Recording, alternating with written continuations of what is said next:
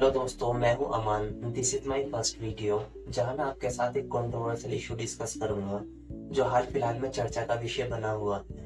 वो है same sex marriage को लेकर कि क्या इंडिया में सेम सेक्स मैरिज को लीगल वैलिडेशन दी जानी चाहिए या नहीं। इसके फेवर में क्या आर्ग्यूमेंट है या वे लोग जो इससे डिसएग्री करते हैं वे क्या तर्क देते हैं। थोड़ा पास्ट से शुरू करते हैं। इंडिया में 2018 से पहले तक होमोसेक्सुअलिटी यानी एक मेल का किसी दूसरे मेल को लेकर सेक्सुअल ओरिएंटेशन या एक फीमेल का किसी दूसरी फीमेल को लेकर सेक्सुअल ओरिएंटेशन अननेचुरल ऑफेंसेस के अंतर्गत अपराध माना जाता था। लेकिन सितंबर 2018 में सुप्रीम कोर्ट ने एक हिस्टोरिक फैसला सुनाते हुए होमोसेक्सुअलिटी को डीक्रिमिनलाइज्ड कर दिया था। तभी से ये बात उठने लगी थी कि क्या एलजीबीटीक्यू कम्युनिटी के लोग आपस में शादी भी कर सकते हैं, यानी दो फीमेल या फिर दो मेल आपस में शादी भी कर सकते हैं। क्योंकि इंडिया में स्पेशल मैरिज एक्ट 1954 केवल अपोजिट सेक्स कपल मैरिज को ही अलाउ करता है। होमोसेक्सुअलिटी के डीक्रिमिनलाइज्ड किए जाने के बाद से ही समय समय पर अलग अलग हाई कोर्ट्स में सेम सेक्स मैरिज को लेकर पिटीशन दायर की जाने लगी थी और वर्तमान समय में सुप्रीम कोर्ट ने Delhi high court, Kerala high court ऐसे ही तमाम हाई कोर्ट्स में लंबित इन याचिकाओं को अपने पास सुनवाई के लिए ट्रांसफर करवा लिया है। वे लोग जिन्होंने पिटीशन दायर की है उनकी मांग है कि स्पेशल मैरिज एक्ट के अंतर्गत सेम सेक्स मैरिज को भी लीगल वैलिडेशन दी जानी चाहिए। यहाँ सुप्रीम कोर्ट ने केंद्र सरकार से भी उसे अपना पक्ष रखने के लिए कहा, जहाँ केंद्र सरकार ने इन याचिकाओं का विरोध किया और कहा कि इन याचिकाओं को खारिज कर देना चाहिए, इनमें ऐसा कुछ भी नहीं है जो सुनवाई के लायक हो।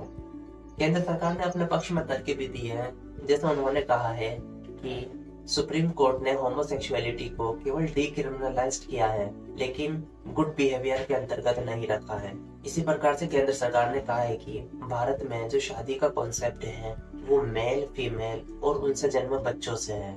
केंद्र सरकार ने परंपराओं, रीति रिवाजों, प्रथाओं का हवाला देते हुए भी इन याचिकाओं को खारिज करने की मांग की थी। लेकिन फिलहाल सुप्रीम कोर्ट ने इन पिटीशंस को एक्सेप्ट कर ली है और 3 जजों की बेंच ने इसे इम्पोर्टेंट मैटर मानते हुए 5 जजों की कॉन्स्टिट्यूशनल बेंच को ट्रांसफर कर दिया है, जहां इन पर फाइनल आर्ग्यूमेंट्स 18 अप्रैल को होंगे और सुप्रीम कोर्ट अपना फैसला सुनाएगी। अब बात करते हैं कि होमोसेक्सुअलिटी को लेकर दुनिया के बाकी देशों में क्या स्थिति है।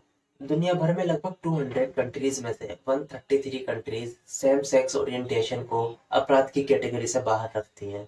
अलग अलग देशों में होमोसेक्सुअलिटी की एक्सेप्टेंस का रेशियो अलग अलग देखने को मिलता है, जो आप इस ग्राफ में देख सकते हैं। फ्रांस, स्पेन, ऑस्ट्रेलिया, कनाडा जैसी कंट्रीज में जहां होमोसेक्सुअलिटी की एक्सेप्टेंस मोर देन 80% है, वहीं इंडिया में ये रेशियो 37% ही रह जाता है। नीदरलैंड और स्वीडन जैसे देशों में होमोसेक्सुअलिटी की एक्सेप्टेंस मोर देन 90% है। इंडिया में होमोसेक्सुअलिटी की एक्सेप्टेंस भले ही कम हो, लेकिन ये ग्राफ तेजी से ऊपर बढ़ रहा है। 2013 में केवल 15% लोग ही होमोसेक्सुअलिटी को एक्सेप्ट करते थे, जबकि 2019 में ये ग्राफ बढ़कर के 37% हो गया है। वे कंट्रीज जो होमोसेक्सुअलिटी को अपराध की कैटेगरी से बाहर रखती है, उनमें से 32 कंट्रीज ऐसी भी हैं जो सेम सेक्स मैरिज को यानी दो फीमेल या दो मेल की आपस में शादी को लीगल वैलिडेशन देती है, जिसमें से अधिकांश वेस्टर्न यूरोप की कंट्रीज, ऑस्ट्रेलिया, कनाडा, यूएस और साउथ अफ्रीका जैसी कंट्रीज शामिल हैं। नियरली 70 कंट्रीज ऐसी भी हैं जो होमोसेक्सुअलिटी को क्राइम घोषित करती हैं, जिसमें मेनली अफ्रीकन कंट्रीज शामिल हैं। लेकिन इसका मतलब ये नहीं है कि साउथ अफ्रीका में बदलाव बिल्कुल नहीं हो रहे हैं। बोत्सवाना में 2019 में होमोसेक्सुअलिटी को डीक्रिमिनलाइज्ड किया गया। ऐसे ही मोजाम्बिक और सेशेल्स जैसे देशों में एंटी होमोसेक्सुअलिटी से जुड़े लॉज को हटा दिया गया है। लेकिन कुछ कंट्रीज ऐसी भी हैं जैसे नाइजीरिया, युगांडा, जहां होमोसेक्सुअलिटी से जुड़े लॉज को और रिजिड किया गया है। कुछ मुल्क ऐसे भी हैं जैसे सऊदी अरब, ईरान, मॉरिटेनिया, यमन, जहां सेम सेक्स ओरिएंटेशन के लिए डेथ पेनल्टी तक का प्रावधान किया गया है। अब बात वापस अपनी इंडिया की करते हैं कि क्या इंडिया में सेम सेक्स मैरिज को लीगल वैलिडेशन दी जानी चाहिए या नहीं। कुछ लोग कहते हैं कि ये नेचर के अगेंस्ट है, तो फिर एलजीबीटीक्यू कम्युनिटी के लोग सवाल करते हैं कि अगर कोई व्यक्ति by birth same sex orientation रखता है तो हम ये क्यों नहीं एक्सेप्ट कर लेते कि उसकी प्रकृति वही है। यानी अगर सोसाइटी में मेजोरिटी ऑफ द पीपल हम जैसे हेट्रोसेक्सुअल है तो क्या प्रकृति भी मेजोरिटी से तय की जाएगी। अगर थोड़ी देर के लिए मान भी लें कि होमोसेक्सुअलिटी नेचर के अगेंस्ट है, तो दिन भर में हमारी ऐसी कौन सी एक्टिविटी है जो नेचर के फेवर में है।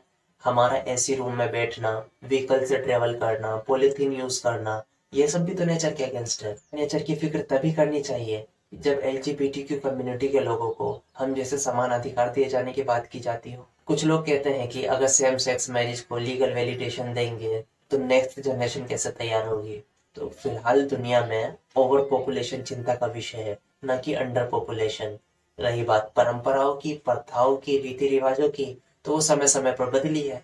एक समय तक दुनिया के कई देशों में चाइल्ड मैरिज को परंपरा का हिस्सा माना जाता था, लेकिन आज ऐसे बहुत कम ही लोग होंगे जो चाइल्ड मैरिज को सपोर्ट करते होंगे। इसी तरीके से एक लंबे समय तक इंडिया में विधवाओं की रीमैरिज को लेकर एक्सेप्टेंस नहीं थी, लेकिन आज अधिकांश लोग इसका फेवर करते हैं। अब सेम सेक्स मैरिज को लीगल वैलिडेशन दी जाए या नहीं दी जाए, ये तो 18 अप्रैल को सुप्रीम कोर्ट ही तय करेगी। वीडियो के अंत में हम सुप्रीम कोर्ट द्वारा कही गई एक बात को दोहरा सकते हैं जो उसने होमोसेक्सुअलिटी को डिक्रिमिनलाइज्ड किया जाने के समय कही थी।